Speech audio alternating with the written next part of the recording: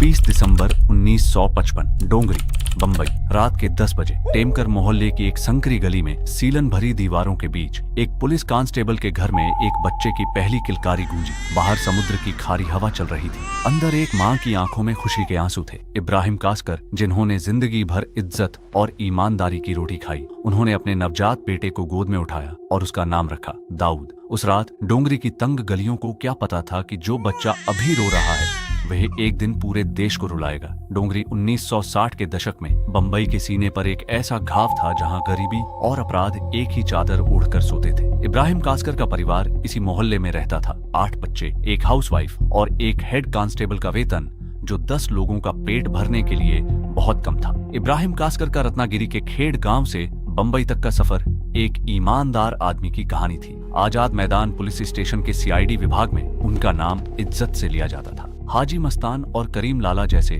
खूंखार तस्करों के बीच बैठकर भी उनका जमीर कभी नहीं डिगा। लेकिन उनका बेटा दाऊद किताबों की स्याही से नहीं, डोंगरी की धूल से आकर्षित था। दाऊद और उसका बड़ा भाई Sabir Ahmednagar seller high school में नाम के लिए पढ़ते थे। असली तालीम उन्हें भिंडी बाजार की गलियों में मिल रही थी, जहां ताकत ही इज्जत थी और पैसा ही पहचान। महज 14 साल की उम्र में दाऊद ने अपनी पहली वारदात की। सड़क पर पैसे गिनते एक आदमी के हाथ से नकदी छीनी और भाग निकला। जब इब्राहिम कासकर को खबर मिली तो उन्होंने वर्दी की इज्जत के नाम पर अपने बेटे को चमड़े की बेल्ट से तब तक पीटा जब तक उसकी पीठ से खून नहीं रिसने लगा। लेकिन इस मार ने दाऊद में सुधार नहीं लाया। इसने उसके अंदर एक खामोश विद्रोह की आग सुलगाई, एक ऐसी आग जो आगे चलकर पूरे देश को जलाने वाली थी। ऐसे ही समय बीतता गया।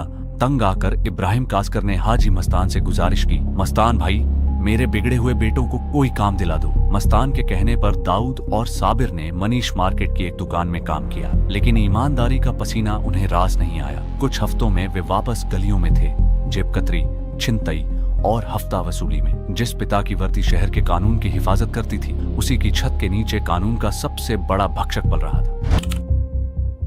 अंडरवर्ल्ड 3 बड़े स्तंभों पर टिका था। सबसे ऊपर था हाजी मस्तान, सफेद कपड़े, सफेद मर्सिडीज और राजनेताओं से सीधा नाता। दूसरा था यूसुफ पटेल, कांडला बंदरगाह का अघोषित बादशाह। और तीसरा था सबसे खूंखार करीम लाला, अफगानिस्तान के कुनार प्रांत से 1920 के दशक में आया अब्दुल करीम शेर खान, जिसका पठान गैंग जुआ, शराब, हफ्ता वसूली और सुपारी किलिंग का काम करता था। उसी समय भारत सरकार के 400% सीमा शुल्क ने दुबई से बंबई के बीच सोने की तस्करी को सोने की खान बना दिया था। इसी समय दाऊद ने अंडरवर्ल्ड में कदम रखा, पहले बाशु दादा के गैंग से, फिर पठान गैंग में। काम था तस्करी का माल एक जगह से दूसरी जगह पहुंचाना। लेकिन दाऊद की महत्वाकांक्षा इन संकरी गलियों से बहुत बड़ी थी। पुलिस कांस्टेबल के बेटे होने का फायदा दाऊद ने होशियारी से उठाया। कस्टम अधिकारियों के साथ रिश्ते बनाए, पुलिस को गुप्त सूचनाएं दी और बदले में अपनी छोटी मोटी वारदातों पर आंखें मुंदवाईं। यह एक सिम्बायोटिक रिश्ता था। पुलिस दाऊद का इस्तेमाल पठान गैंग की बढ़ती ताकत को कुचलने के लिए कर रही थी और दाऊद इस रिश्ते को अपनी सीढ़ी बना रहा था। लेकिन पठान गैंग के भीतर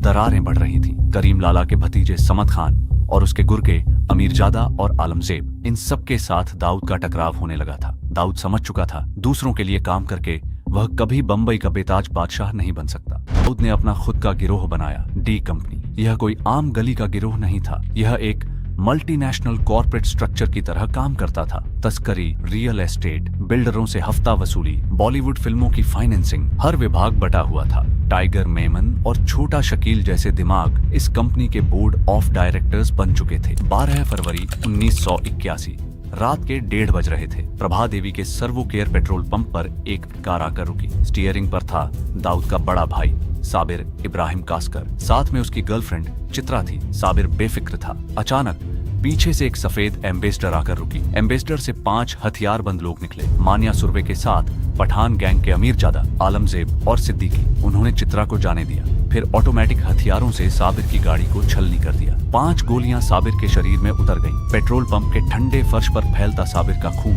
एक नई और खूनी कहानी लिख रहा था। उसी रात 1 घंटे बाद पठान गैंग पाखमोडिया स्ट्रीट पहुंचा, दाऊद को भी खत्म करने के इरादे से। लेकिन दाऊद के गुर्गे खालिद पहलवान ने उन्हें देख लिया और चंद सेकंड पहले लोहे का भारी दरवाजा बंद कर दिया। गोलियों की बौछार हुई, दाऊद बच गया। अस्पताल में जब इब्राहिम कासकर ने अपने बड़े बेटे की खून से सनी लाश देखी तो एक पिता का सीना फट गया। लेकिन दाऊद की आंखों में आंसू नहीं थे, सिर्फ प्रतिशोध की आग थी। जो अब बदला लेने की शुरुआत हुई, मान्या सुरवे से। मान्या कोई मामूली गुंडा नहीं था। कीर्ति कॉलेज से रसायन विज्ञान में 78% अंकों के साथ ग्रेजुएट दाऊद ने उसे सीधे निपटाने के बजाय पुलिस का इस्तेमाल किया। सटीक टिप दी। 11 जनवरी 1982 को वडाला के अंबेडकर कॉलेज जंक्शन पर क्राइम ब्रांच के 18 अधिकारियों ने मान्या को घेर लिया। मान्या ने अपनी वेबली एंड स्कॉट रिवॉल्वर निकाली, लेकिन 5 पुलिस की गोलियां पहले उसके सीने में समा गईं। यह बंबई पुलिस का पहला आधिकारिक एनकाउंटर था। दाऊद ने पठान गैंग को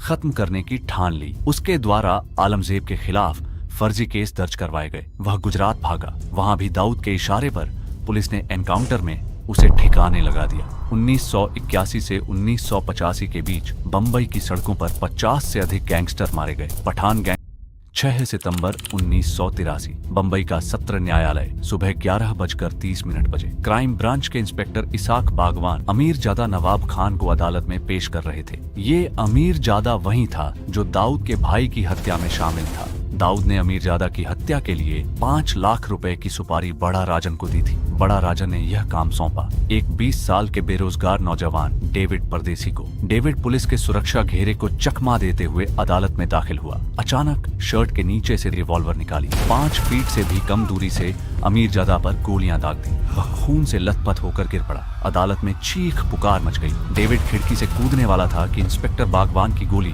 उसकी जांघ को चीरती हुई निकल गई और वह पकड़ा गया। बंबई के इतिहास में पहली बार दिन दहाड़े न्यायालय के भीतर किसी अंडरवर्ल्ड डॉन की हत्या हुई थी। इस एक घटना ने शहर के मनोवैज्ञानिक ढांचे को हमेशा के लिए हिला दिया। इब्राहिम कास्कर का वह बेटा जिसे कभी बेल्ट से पीटा गया था, अब बंबई का सबसे खतरनाक माफिया बन चुका था। 1980 के दशक के मध्य तक दाऊद का प्रभाव इतना फैल चुका था कि पुलिस, न्यायपालिका और राजनेता उसके पेरोल पर थे। राम जेठमलानी जैसे देश के सबसे बड़े वकील उसकी कानूनी लड़ाइयों में शामिल थे। 1986 में मुंबई के पुलिस कमिश्नर DS सोमन ने दाऊद को उसके मुसाफिर खाना ठिकाने से गिरफ्तार करने की गुप्त योजना बनाई। सुप्रीम कोर्ट का गैर जमानती वारंट भी जारी हो चुका था, लेकिन पुलिस के पहुंचने से कुछ घंटे पहले पुलिस विभाग के ही किसी उच्च अधिकारी ने दाऊद को भागने का इशारा कर दिया। दाऊद ने बंबई को हमेशा के लिए अलविदा कहा और सुरक्षित दुबई पहुंच गया। दुबई में दाऊद का नया अवतार शुरू हुआ। उसका आवाज किसी रियासत के महल से कम नहीं था। बॉलीवुड के बड़े सितारे,